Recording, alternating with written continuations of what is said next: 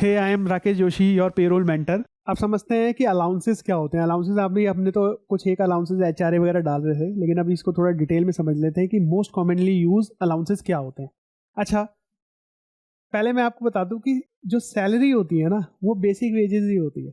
उसके बाद जो अलाउंसेस होते हैं ना वो उसकी सैलरी को उसी सैलरी को बाइफरकेट कर दिया जाता है अलाउंसेस में। तो कंपनी चाहे ना तो अलाउंसेस में ना भी बाइफरकेट करे, पूरा का पूरा बेसिक सैलरी में डाल देगी तो भी कोई दिक्कत नहीं है। अगर लेट सपोज किसी इंप्लॉय की सैलरी 25,000 रुपये है और 25 के 25,000 रुपये में बेसिक सैलरी पे भी डाल दूं ना तब भी कोई कोई दिक्कत नहीं है, और ना ही मैं कहीं से स्टैट्यूटरी नॉन कंप्लाइंट माना जाऊंगा। मैं पूरा का पूरा बेसिक भी दे सकता हूँ। तो कंपनी क्यों इसको अलाउंसेस में डालती है, पूरी सैलरीज अलाउंसेस में क्यों आती है? बेसिकली पहला तो इसका रीजन होता है रिटायरमेंट बेनिफिट सैलरी।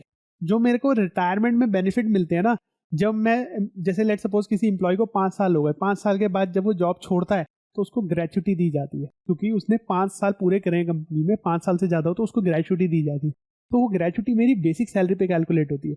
अब मान लो किसी की सैलरी 50,000 है और 50,000 की 50,000 मैंने बेसिक पे डाल दी, तो 50,000 की कैलकुलेशन हम आगे समझ लेंगे ग्रेचुटी के चैप्टर पे।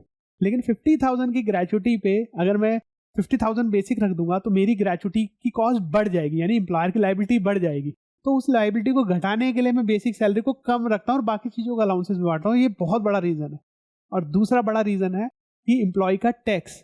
अगर मैं सारी की सैलरी बेसिक सैलरी में डाल दूंगा तो इंप्लॉय का टैक्स बहुत ज्यादा हो जाता है, इसलिए मैं उसको अलाउंसेस में डालता हूँ।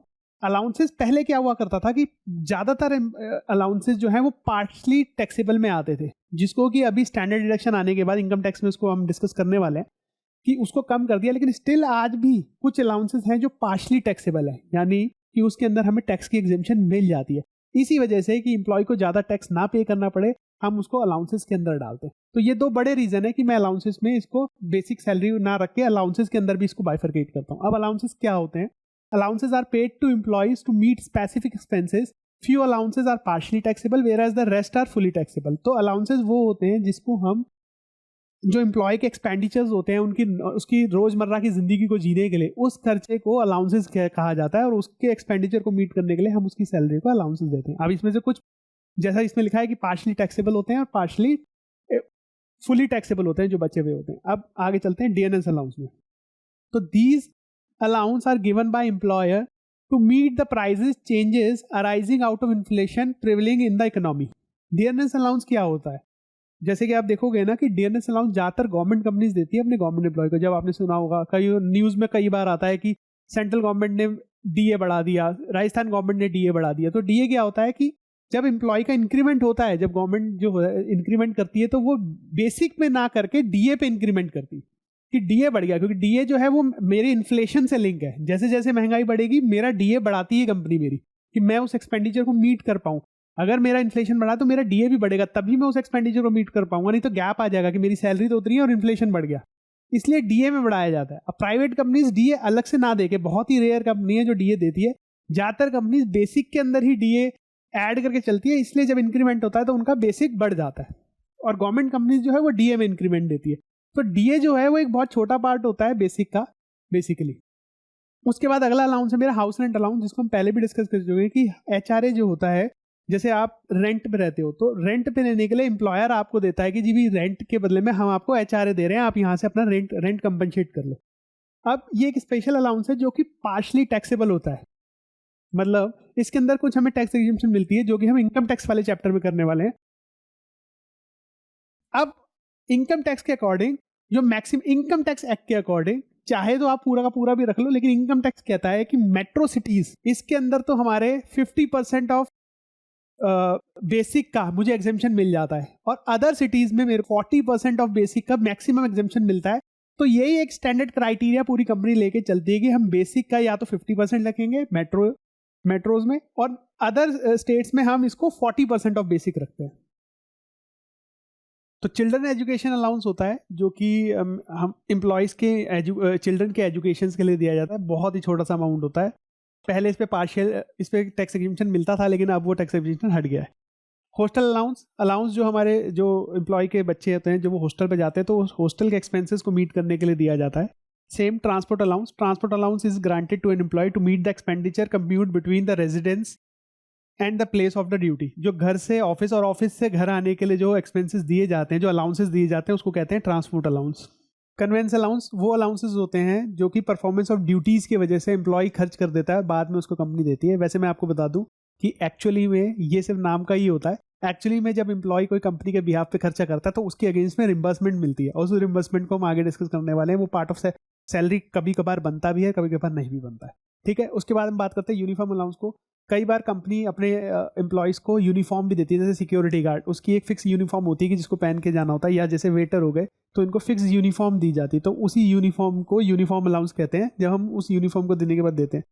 सिटी कंपनसेटरी अलाउंस होता है कि सिटी कंपनसेटरी अलाउंस, जैसे आप इस शहर से अभी उस शहर में चले गए हो, जैसे आप अभी रहते थे इस सिटी में, लेकिन उस जॉब की वजह से आप दूसरी सिटी में चले गए हो, जिसकी वजह से आपका खर्चा बढ़ गया है, तो इसी वजह से कंपनी आपको सिटी कंपनसेटरी अलाउंस देती है उस सिटी में रहने के लिए। ऐसे एंटरटेनमेंट अलाउंस होता है, जब आप किसी कस्टमर की या किसी क्लाइंट के लिए कोई एंटरटेनमेंट करते हो, कोई एंटरटेनमेंट के लिए एक्सपेंस करते हो, तो उसके लिए आपको एंटरटेनमेंट अलाउंस दिया जाता है।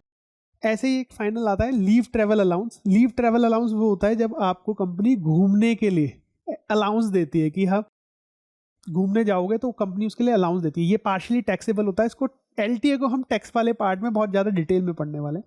तो ये तो थे मेजरली यूज्ड अलाउंसेस। इसके अलावा भी बहुत सारे अलाउंसेस होते हैं, आप चाहो तो कई सारे अलाउंसेस अपने नाम से भी बना सकते हो, लेकिन जो मेजर यूज होते हैं कंपनियों में वो यही अलाउंसेस है, ठीक है। इसके बाद हम डिस्कस कर लेते हैं परक्यूजिट्स। परक्यूजिट्स क्या होते हैं? परक्यूजिट्स वो चीज़ें होती हैं जो एम्प्लॉयर एम्प्लॉय को देता है, लेकिन वो ज़्यादातर मॉनेटरी टर्म्स में नहीं होती, वो नॉन मॉनेटरी टर्म्स में होती है। जैसे perquisite refers to the benefit in addition to the amount that may be legally due by way of contract for service rendered. Perquisite may be provided in cash और kind. ये cash में भी दिया जा सकता है और काइंड में भी दिया जा सकता है। However, reimbursement of expenses incurred in the official discharge of duties is not a perquisites. अगर किसी एम्प्लॉय ने परफॉर्मेंस ऑफ ड्यूटीज की वजह से, मतलब ऑफिस के किसी काम की वजह से खर्चा कर दिया है, तो उस खर्चे को जब हम वापस करेंगे उसको परक्यूजिट नहीं कहा जाएगा, उसको रिम्बर्समेंट बोला जाएगा, ठीक है। Certain perquisites are provided by employers are, कुछ जिसमें से परक्यूजिट्स की लिस्ट इस तरीके से है। रेंट फ्री एकोमोडेशन, जिसको हम पहले भी डिस्कस कर चुके हैं कि कंपनी के पास एक घर पड़ा हुआ है, खाली घर पड़ा हुआ है, वो अपने एम्प्लॉयज को कहती है कि जाओ इसको यूज कर लो। सेकंड, कंसेशन इन रेंट, मतलब घर पड़ा है, पूरा फ्री में नहीं दे रही, लेकिन 10,000 का मार्केट रेंट है और 5,000 में ही दे रही है, तो वो 5,000 का जो कंसेशन मिल गया उसको कंसेशन इन रेंट कहते हैं। Insurance premium made by employer, जो अभी हमने एग्जांपल्स में भी देखा था कि एम्प्लॉय का जो मेडिकल इंश्योरेंस है, लाइफ इंश्योरेंस है, उसको कवर करके देती है company. Sweat equity share allotted और ट्रांसफर। स्वेट इक्विटी शेयर होता है जैसे कोई इंप्लॉई है जिसने बहुत अच्छी परफॉर्मेंस करी है और कंपनी चाहती है कि हम इसको लंबे टाइम तक रिटेन करके रखें, तो कंपनी उसको ना स्वेट इक्विटी शेयर दे देती है। स्वेट इक्विटी शेयर मतलब अपने कंपनी के कुछ शेयर दे देती है, पर उसमें कुछ कंडीशन डाल देती है कि अगर हम आपको एक शेयर दे रहे हैं जो जब आपके पास आएंगे, जब आप इतने साल कंपनी में पूरे कर लोगे, तो कंपनी को एम्प्लॉयज को लॉन्ग टर्म रिटेन करने के लिए स्वेट इक्विटी शेयर दिए जाते हैं। उसके बाद होता है amount of any contribution to an approved superannuation fund. कोई ऐसा सुपर एन्युएशन फंड जिसका रिटायरमेंट में उसको बेनिफिट मिलेगा, उसके अंदर भी एम्प्लॉयर कॉन्ट्रीब्यूशन कर देता है, तो उसको भी इसमें डाल देता है। फिर फ्रिंज बेनिफिट होते हैं कुछ, इंटरेस्ट फ्री और कंसेशनल लोन।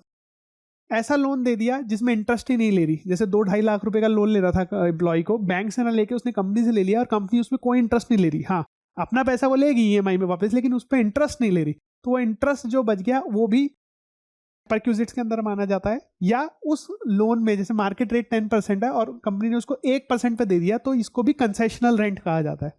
फ्री और कंसेशनल फूड, जो खाना दे देती है एम्प्लॉयर, कभी बार क्या करता है, उनके ऑफिस में ही कैंटीन सिस्टम होती है जिसके अंदर खाना एम्प्लॉयज को मिलता है विदाउट एनी चार्जेस, लेकिन वो कंपनी का खर्चा है, इसलिए वो परक्यूजिट्स के अंदर आता है।